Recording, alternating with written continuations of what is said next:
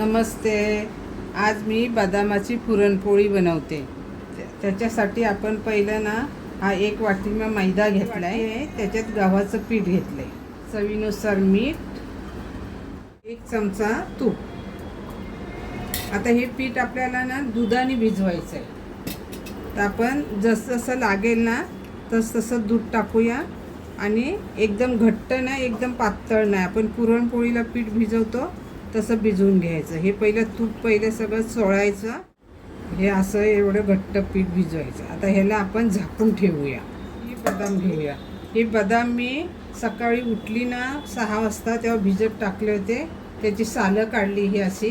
आणि हे वाटीवर बदाम आहेत ते आपण आता मिक्सरच्या भांड्यामध्ये बारीक करूया. आणि थोडं थोडं दूध टाकून बारीक करायचं. आता इथे एक कढई ठेवते.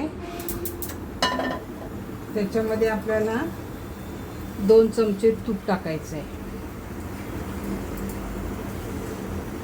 ही वाटी बघा, एकदम छोटी वाटी आहे. तो रवा टाकते. आपण त्याला भाजून घेऊया.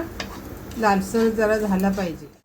आता रवा पण आपला भाजला आहे. तर 2 चमचे. अजून सुद्धा तुम्हाला कमी वाटला, तुम्ही किती साहित्य घेताय त्याच्याप्रमाणे तुम्ही अजून तूप टाकू शकता. बदामाची पेस्ट हे बघा अशी वाटलेली आहे. ते आता आपण याच्यामध्ये लगेच भाजून घेऊया. आता बदाम आणि रवा पण आपला भाजून झालेला आहे. मंद गॅसवरतीच भाजायचा हां का, आपण पुरण करतो तसं. आणि चवीनुसार गूळ टाकायचा आहे. गूळ किसून घेतला आहे मी, कापून घेतला आहे सुरीने. आता तुम्हाला किती गोड पाहिजे त्याच्याप्रमाणे तुम्ही टाकू शकता. 1 चमचा वेलची पावडर आणि जायफळ पावडर.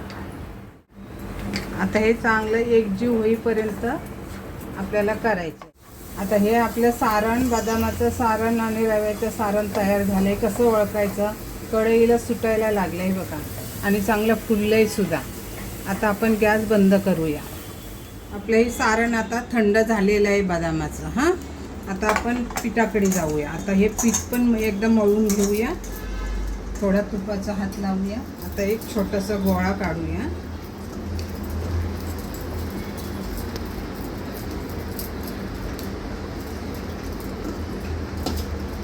थोडंसं मैदा खाली भुरभुरायचं. छोटीशी लाटी लाटायची. आता ह्याच्यामध्ये आपल्याला गोळा भरायचा.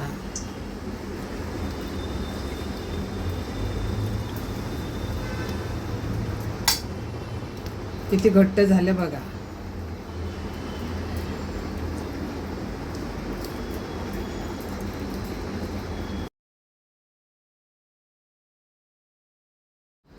आता ह्याची पोळी लाटूया.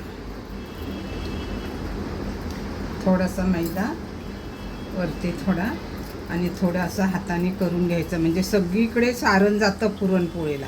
जसं तुम्ही चण्याच्या डाळीची पुरणपोळी करताना तिला पण असंच करा. कुठची पोळी करताना ना पराठा जरी करायचा असला तरीसुद्धा असं करून घ्यायचं.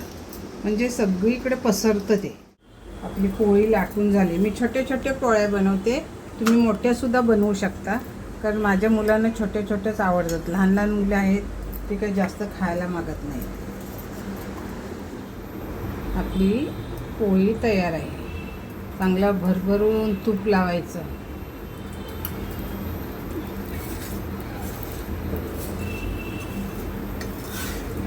आणि दोन्ही बाजूनी खरपूसून भाजायचं.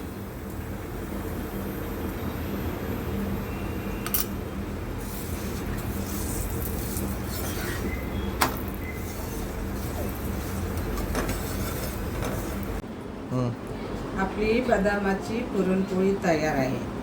आवडली शेअर करा, लाईक करा आणि सबस्क्राईब करा. इंस्टाग्रामला फॉलो करा.